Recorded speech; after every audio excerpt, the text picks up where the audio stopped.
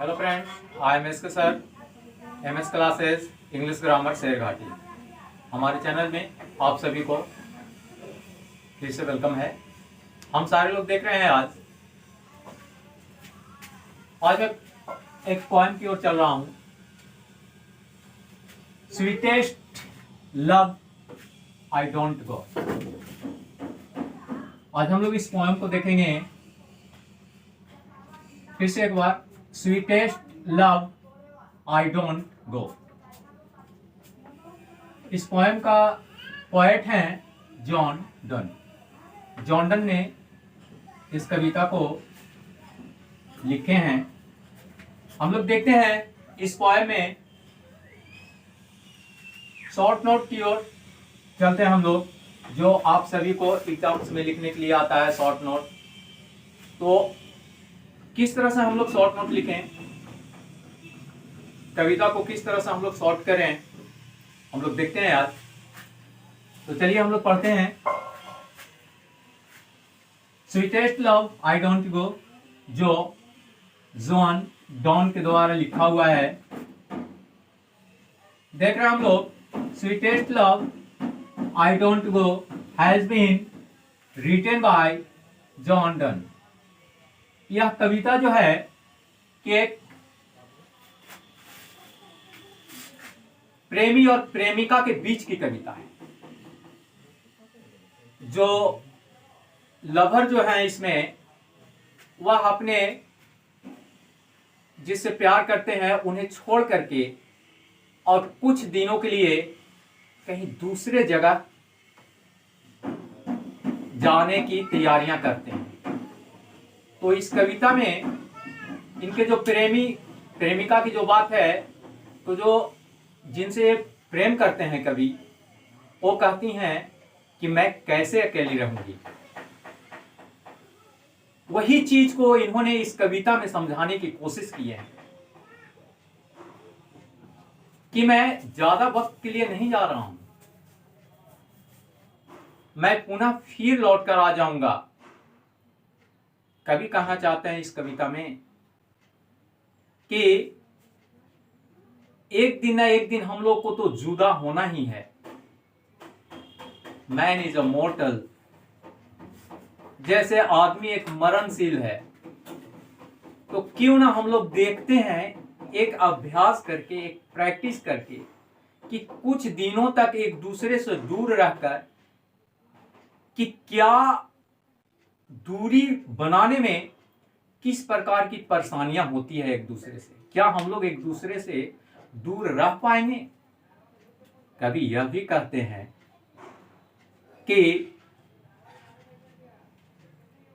हमारी कोई नई साथी नहीं मिली है, जो मैं दूसरे साथी को अपने साथ लेकर तुम्हें छोड़ने की कोशिश कर रहा हूं। बस एक अभ्यास कर रहा हूं ताकि हम दोनों एक दूसरे को जुदा होकर रहने में किस प्रकार की प्रतिक्रिया होती है। वही इस कविता में जो है, यह एक प्रेम कविता है, बताया गया है जॉन डन के द्वारा। तो हम लोग चलते हैं सीधे अब इस पॉइंट पे। देखिए जॉन डन क्या बताना चाहते हैं। Sweetest love I don't go has been written by John Donne. यानी यह कविता जो है, यह प्यारी सी जो प्यार वाली कविता है, यह प्रेम से भरा कविता के बारे में इस कविता को जो है कि जॉन डन के द्वारा लिखा गया है। जॉन डन बताना चाहते हैं he is a metaphysical poet. John Donne क्या है? एक आध्यात्मिक कवि हैं। मेटाफिजिकल्स का मतलब होता है आध्यात्मिक। तो जॉन डन एक आध्यात्मिक कवि हैं। जॉन डन कैसा कवि है? तो आध्यात्मिक कवि है। इसके बाद जॉन डन बताना चाहते हैं इस कविता में, he went to Europe in 1611। वह यानी कौन? Jordan. He went to Europe in 1611। वह कहाँ गए? तो वह जो है कि 1611 में यूरोप गए। कौन गए यूरोप? तो कवि गए। कवि कौन है? जॉर्डन है। इस तरह से हम लोगों ने देखा ऑब्जेक्टिव क्वेश्चंस भी आपका बनता जा रहा है। आप इसे भी अपने ध्यान में रखने की कोशिश करें। नेक्स्ट बताया जा रहा है ही लव्ड अन्ना मोर। वह किससे प्यार करते हैं? तो अन्ना मोर से प्यार करते हैं। देखिए यहां पे अंडरलाइन मैंने किया है, he was born in England यानी लंदन। उनकी जन्म कहां होती है? वह जो है लंदन में जन्म लेते हैं। वह का मतलब कौन? इसे भी मैंने अंडरलाइन कर दिया। वह का मतलब जॉर्डन। जॉर्डन की जन्म कहां होती है? लंदन में होती है। इसके साथ ही हम लोग नेक्स्ट देखते हैं, this is a love poet. Jordan कैसे कवि हैं? तो जॉर्डन एक लव कवि हैं, यानी जॉर्डन एक लव पोएट हैं। तो इस तरह से हम लोग ने देखा कि इस कविता को, ये प्रथम लेसन की कविता है आपकी, आइए इन सारे लोगों के लिए 100 मार्क्स का है यह। तो यह जो है कि अगर लिखने के लिए हमें टॉपिक्स आती है एग्जाम्स में, तो हम लोग इस तरह से जो है कि लिख सकते हैं। और जॉर्डन वही चीज को बताते हैं जो मैंने इस टॉपिक्स के पहले आप सारे लोगों को पूर्ण रूप से बता चुका हूं। देखिए ये जो मैंने अभी बताया आपको, ये नीचे में आप सारे लोगों के लिए, आप सारे लोगों की सुविधाओं के लिए जो है कि इसे ट्रांसलेट कर दिया हूं।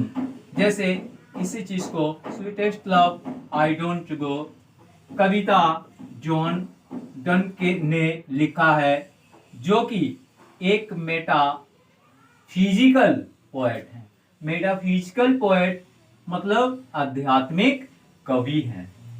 फिर मैंने नीचे ट्रांसलेट किया है, यह कविता 1611 ईस्वी में लिखा गया। और इसके बाद जब कवि को यूरोप जाना था, कवि को कब यूरोप जाना था? 1611 में, मैंने ऊपर भी देखा। और यह कविता भी उसी समय लिखा गया।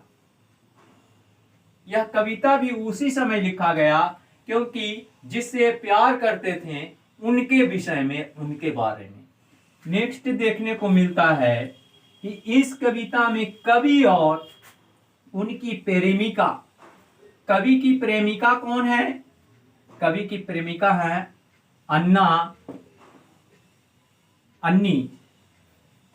अन्नी मोर के बीच का बातचीत है। इस कविता में किन दोनों के बीच का बातचीत है? तो अन्नी मोर और जॉर्डन के बीच की बातचीत है। इसके बाद कवि इंग्लैंड यानी लंदन के रहने वाले थे। कवि कहां के रहने वाले थे? इंग्लैंड और यानी लंदन के रहने वाले थे। तो इस तरह से मैंने इसे ट्रांसलेट किया है ताकि आपको ऊपर की सेंटेंस समझने में दिक्कत ना हो पाए। और इस तरह से यह कविता जो है कि हम लोगों ने संक्षेप में लिखने के लिए जो है कि इसे इस टाइप से जो है कि हम लोग लिख सकते हैं। इसी के साथ मैं अगले वीडियो में आप सभी के साथ आऊंगा। अगर हमारी पढ़ाने की तरकीब पसंद आई हो तो हमारे चैनल को सब्सक्राइब करना ना भूलें। हमारे वीडियो को लाइक, शेयर, कमेंट्स जरूर करें। Thank you a lot.